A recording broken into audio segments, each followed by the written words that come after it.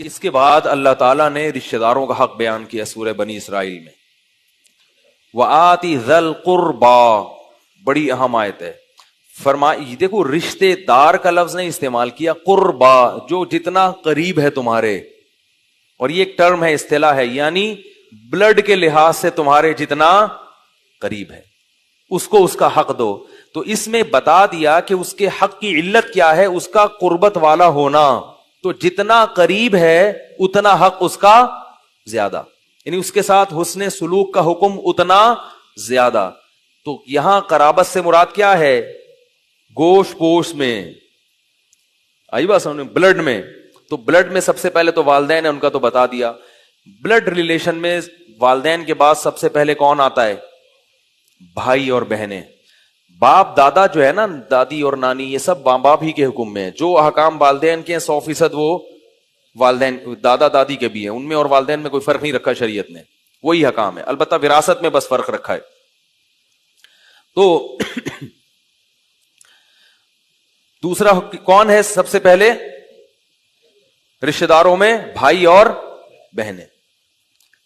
اچھا، یہ لوگ کہتے ہیں بہن بھائی، امی ابو.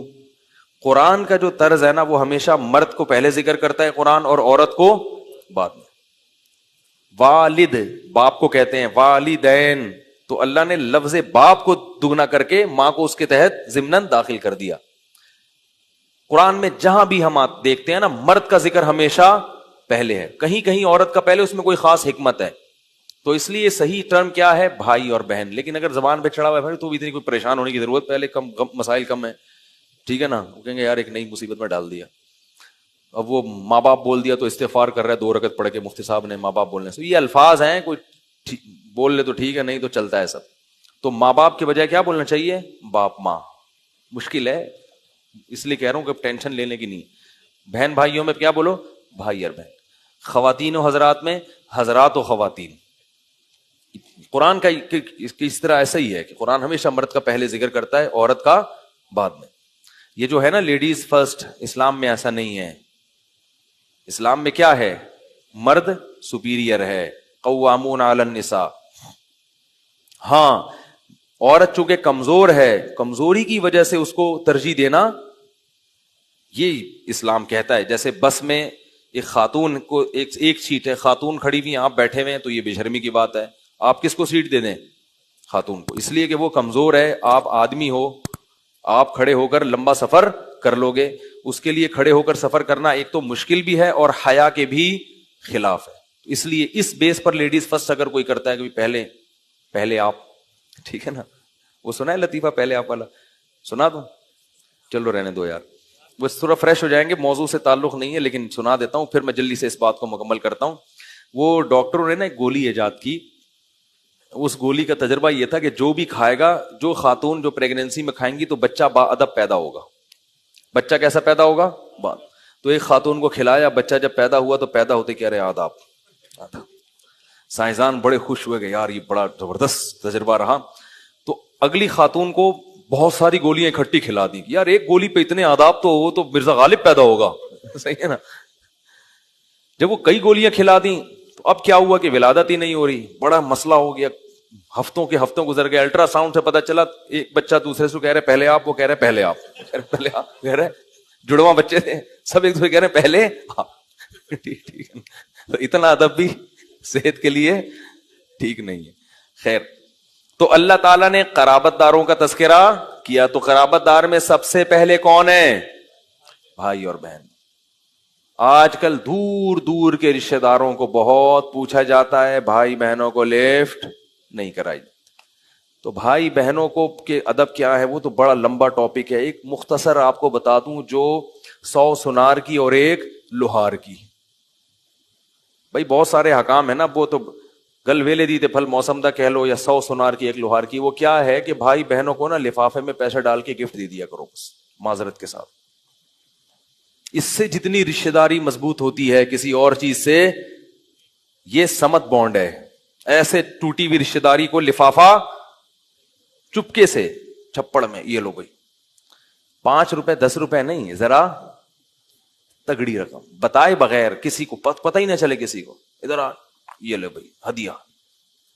तहादउ तहाब्बु, आप सल्लल्लाहु अलैहि वसल्लम ने फरमाया एक दूसरे को हदाया दिया करो, इससे आपस में मोहब्बत बढ़ती है। तो हदिया ऐसी चीज जिससे वो खुश हो जाए, और जितना इंसान रोकड़े से खुश होता है ना, इतना किसी और चीज से खुश नहीं। हकीकत है। देखो पुलिस वाले कितना तंग कर रहे हो, किस कदर मुसीबत में, आप उनको दुआएं दो, यार आप बहुत अच्छे हो, खुश होंगे, थोड़ा सा खुश होंगे, लेकिन थोड़ा सा। और कुछ आपने उनको क्या किया कि जो है ना, वो कोई कार्ड अपना निकाल के दे दिया कि मैं डॉक्टर हूं, आप कभी आए तो इलाज करना हो, खुश होंगे मगर थोड़ा सा। आपने 500 रुपए का नोट पकड़ा दिया, अस्सलाम वालेकुम कहते हैं कि नहीं कहते? जब भी गुजरोगे कभी भी आपको नहीं छेड़ेंगे, हमेशा के लिए। चाहे अब आप बम लेके गुजर जाओ वहां से सही है ना, आप तोपें लेके, तोप में बैठ के ना, टैंक में बैठ के गुजर जाओ, उनको याद रहता है कि इसने मुझे क्या दिया था, 500 रुपए दिए थे। हकीकत बता रहा हूं आपको, तोपे रॉकेट में बैठ के गुजर जाओ, आपको पुलिस वाला कुछ नहीं कहेगा। रोकड़े में अल्लाह ने इतनी ताकत रखी है, तभी तो कुरान बार बार कह रहा है कि अल्लाह के राह में खर्च करो, खर्च करो। हदिये भी ठीक हैं, गिफ्ट भी सही है, जैसे कोई बाहर से आता है, कुछ चीजें ले आया, खजूरें ले आए, जमजम ले आए, वो भी ठीक है। लेकिन जितनी ताकत अल्लाह ने रोकड़े में रखी है, इतनी ताकत अल्लाह ने, जितनी, यानी यूं भी कह सकते हैं सिक्का राइजुल वक्त में अल्लाह ने जो ताकत रखी है, वो ताकत अल्लाह ने किसी और चीज में नहीं रखी। देखो नबी सल्लल्लाहु अलैहि वसल्लम ने इरशाद फरमाया, रिश्तेदारी तोड़ने वाला जन्नत में नहीं जाएगा। अब रिश्तेदारी जोड़ने में बहुत टाइम लगता है, हर एक से अखलाक से बात करो, तमीज से बात करो, वो जुल्म कर रहा है, आप उसके साथ अच्छा सलूक करो। आजकल इतना स्टैमिना लोगों में नहीं है, ईंट का जवाब पत्थर से देते हैं, क्योंकि बर्दाश्त खत्म हो गई ना।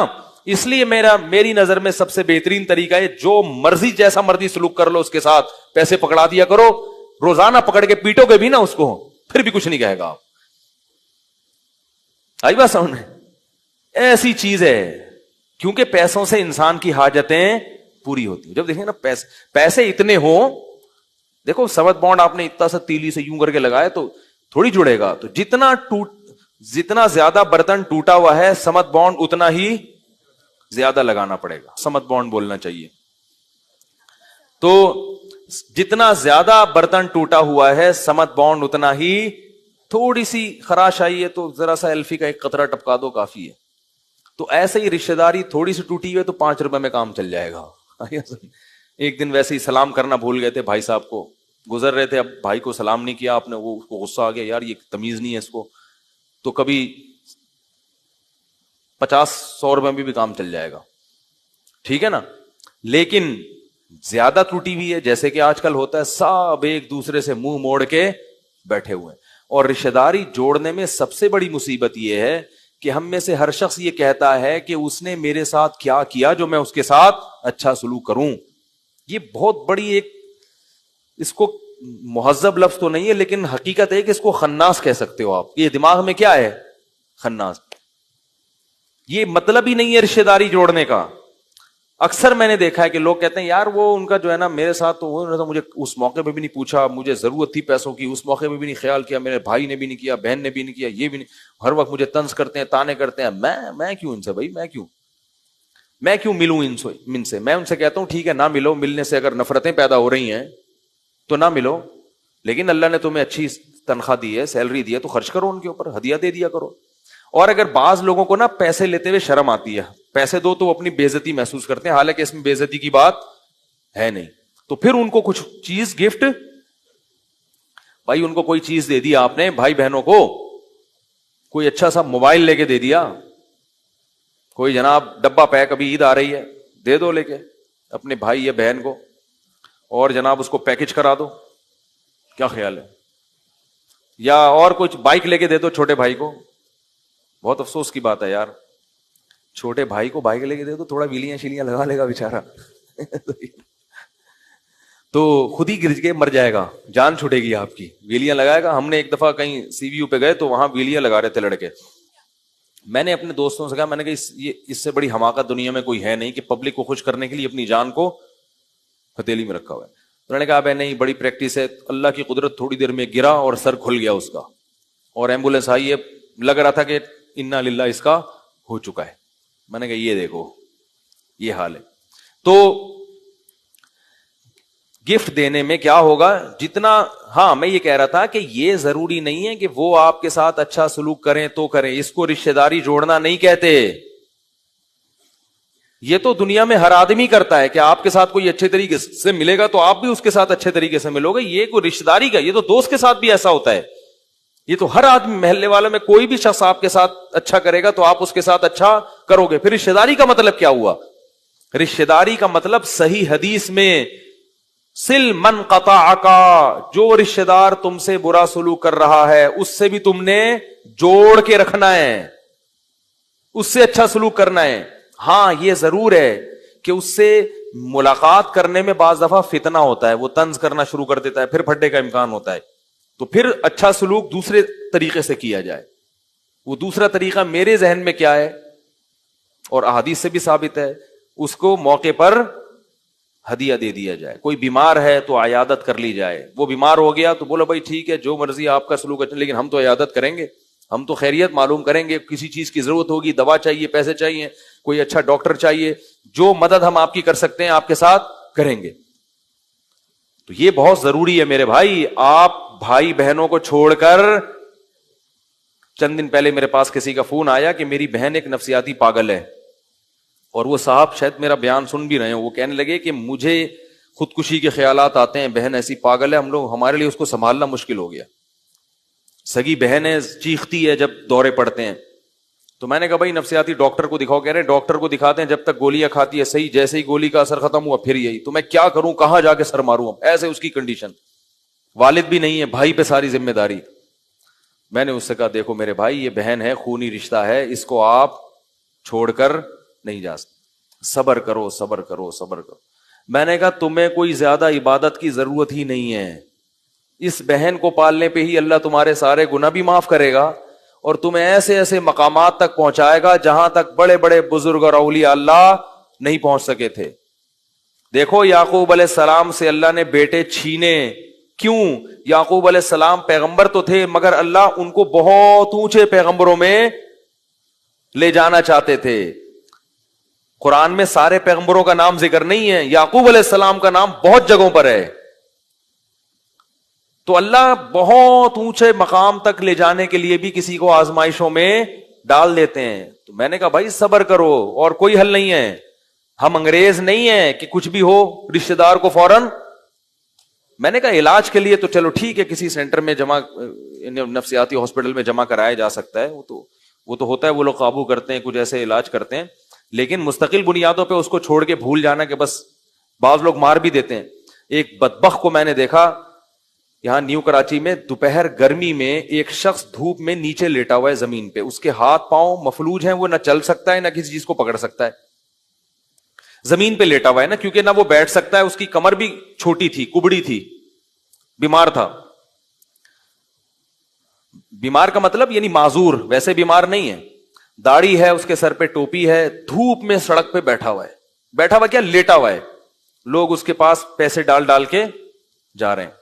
میں نے تفتیش کی, پتا چلا کہ اس کا بڑا بھائی اس کے ذریعے پیسے کما رہا ہے. یہ معذور پیدا ہو گیا گھر میں ایک بھائی, تو اس کو داڑھی بھی رکھوائی تاکہ چہرے سے نورانی لگے اور سر پہ ٹوپی پہنائی. یہ بھائی کچھ بھی نہیں کر سکتا, نہ ہاتھ کام کر رہے ہیں نہ پاؤں کام کر رہے ہیں. تو اب بڑے نے کیا کیا, اس چھوٹے کو کمائی کا, اس کو دھوپ میں سڑک کے کنارے, کیونکہ دھوپ میں جب کوئی فقیر بیٹھا ہوتا ہے نا, لوگ زیادہ ترس کھاتے ہیں, اور یہ دھوپ میں بیٹھا ہوا ہے, دھوپ, تو یہ اسی کو کیش کراتے ہیں. کس قدر عذاب میں ڈالا ہوا ہے اپنے بھائی کو. اللہ کے بندے, تو اس کے ذریعے جنت کما سکتا تھا, اور تو اپنی ساری نیکیاں برباد کر رہا ہے. کتنا بڑا عذاب ہے, اس سے بڑا بھی کوئی کبیرہ گناہ ہوگا. خونی رشتہ, سگا بھائی, جس کی کفالت کا تمہیں حکم تھا, شریعت کہے تم اس کو کما کے کھلاؤ. ایک پیٹ نے دونوں کو جنا ہے, اور ایک چھاتی سے دونوں نے, کتنا قریبی رشتہ ہوتا ہے. ایک ہی چھاتی سے دونوں کو دودھ پلایا, اور ایک ہی پیٹ نے دونوں کو جنا. اور کیسے بہن بھائی بچپن میں چپک چپک کے ایک دوسرے کے ساتھ سوتے ہیں, کتنا قریبی تعلق ہوتا ہے, کیسے کئی سالوں تک آپس میں کھیلتے ہیں, اور بڑے ہو کر یہ حال ہو گیا کہ ایک دوسرے کو کاٹنے کے لیے دوڑ رہے ہیں. اللہ بے دینی کے عذاب سے اس لیے کہتا ہوں یاد رکھو جس کی زندگی میں اسلام نہیں ہے نا وہ درندہ ہے, درندہ کچھ بھی بن سکتا ہے وہ. تم ان ملکوں کی ظاہری ترقی کو مت دیکھو, ان کے اوپر سے جو ایٹیٹیوڈ ہے نا تھینک یو اور یہ ان چیزوں کو مت دیکھو. یہ اوپر کے اخلاق ہیں, یہ روح نہیں ہے. اتنے اچھے ہوتے تو باپ کو کیوں اولڈ ہاؤس میں جمع کراتے بھائی؟ ہمارا بدتمیز سے بدتمیز انسان بھی اپنے بوڑھے باپ کے ساتھ یہ سلوک نہیں کرتا. یہ صرف دکھلاوا ہے. ایئر ہوسٹس کے جو اخلاق ہیں وہ اخلاق نہیں ہوتے. اس مسکرانے کے اس کو پیسے ملتے ہیں. اگر وہ گھر میں اپنے باپ سے, اپنے شوہر سے, اپنے بھائیوں سے ایسے تمیز سے بات کرتی ہے پھر یہ اخلاق ہیں. کس قدر میں ہل گیا اس منظر کو دیکھ کے. میں نے کہا کیا اپنے لیے جہنم کی آگ کا سامان پیدا کر رہے ہیں. اپنے بھائی پہ ترس کھانا چاہیے. اس کو دھوپ میں لا کے صبح سے لٹا دیا. وہ پیسے کما رہے, وہ کچھ بھی نہیں کر سکتا بیچارہ, نہ ہاتھ نہ پاؤں, بول بھی نہیں پا رہا تھا. وہ زبان میں بھی اس کے یعنی معذور تھا, اپنا غم زبان سے بھی نہیں بیان کر سکتا تھا وہ. تو بڑے بڑے بدبخت دنیا میں پڑے ہوئے میرے بھائی. اللہ نے اسی وجہ سے دو انتہائیں پیدا کی ہیں. ایک طرف اللہ نے بڑی خوبصورت جنت اور ایک طرف اللہ نے بہت خطرناک جہنم کی آگ.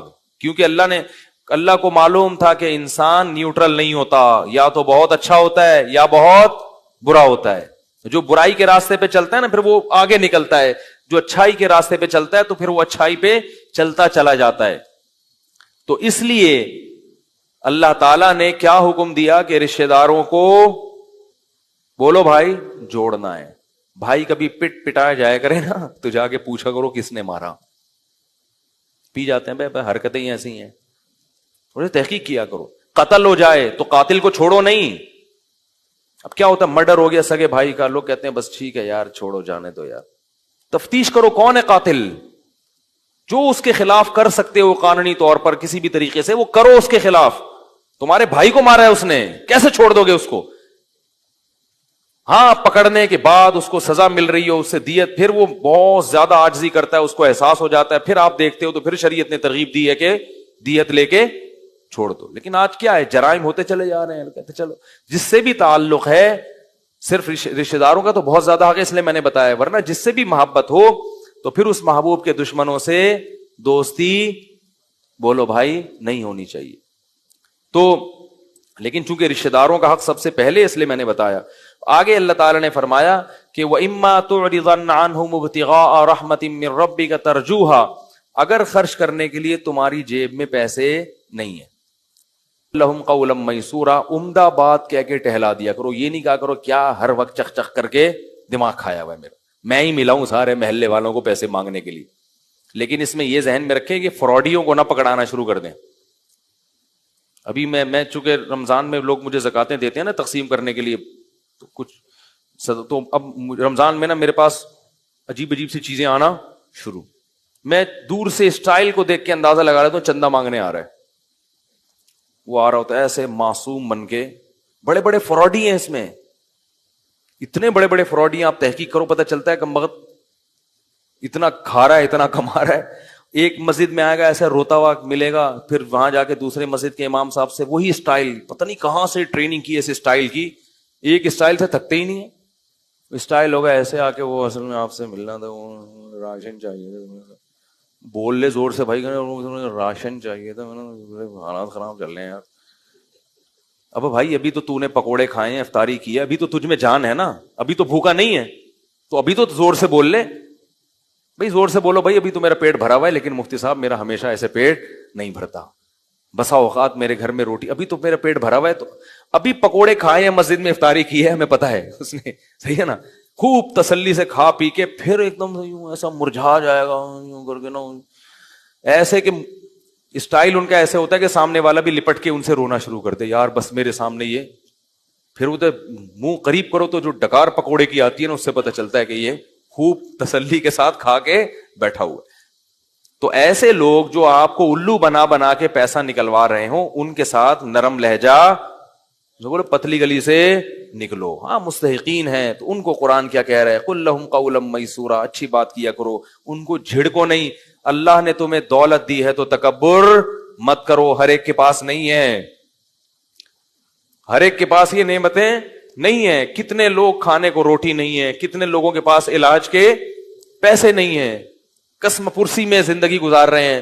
اللہ نے تمہیں دولت دے دی تو لا تصعر خدک للناس, غربا اور مساکین سے اپنے رخسار کو مت موڑنا, خیال کرنا ان کا. جیسے قارون کو موسیٰ علیہ السلام نے کہا نا کہ اللہ نے تجھ پر احسان کیا تو اب ان مساکین پر احسان کر, اس نے کہا میں نے اپنی محنت سے کمایا یہ بہت بڑا کبر ہے, تکبر ہے.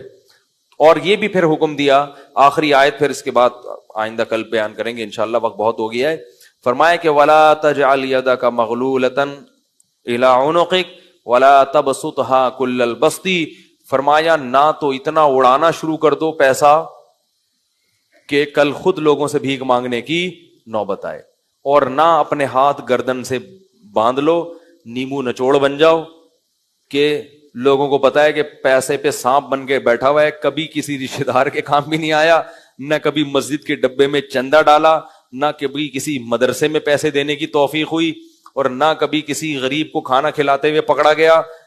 ایسے ایسے مارکیٹ میں نے بہت دیکھے ہیں, ہر طرح کے دیکھیں, سیٹھ بھی دیکھیں ایسا اڑاتے ہیں پیسہ, اور کنجوس بھی دیکھیں. تو اللہ فرماتے ہیں اتنے کنجوس مت بنو, وابتغی بین ذالک سبیلا, میانہ روی اختیار کرو, اپنے لیے بھی, بیوی بچوں کے لیے بھی, اور جو جہاں اور قوم کے لیے بھی, غربا کے لیے بھی, مساکین کے لیے بھی, مسجد کے لیے بھی, مدرسوں کے لیے بھی, دین کی تبلیغ کے لیے بھی, ہر جگہ کچھ نہ کچھ خرچ کرتے رہا کرو اعتدال کے ساتھ, میانہ روی کے ساتھ. اور یہی میانہ روی اللہ کو پسند ہے. لیکن اتنا نہ اڑا دو کہ کل دوسروں سے خود بھیک مانگنی پڑے. سمجھ رہے ہیں؟ یہ بہت اہم احکام ہے, باقی پھر کل بیان کروں گا, وقت بہت زیادہ ہو گیا ہے. اللہ تعالیٰ سمجھنے کی, عمل کی توفیق عطا فرمائے.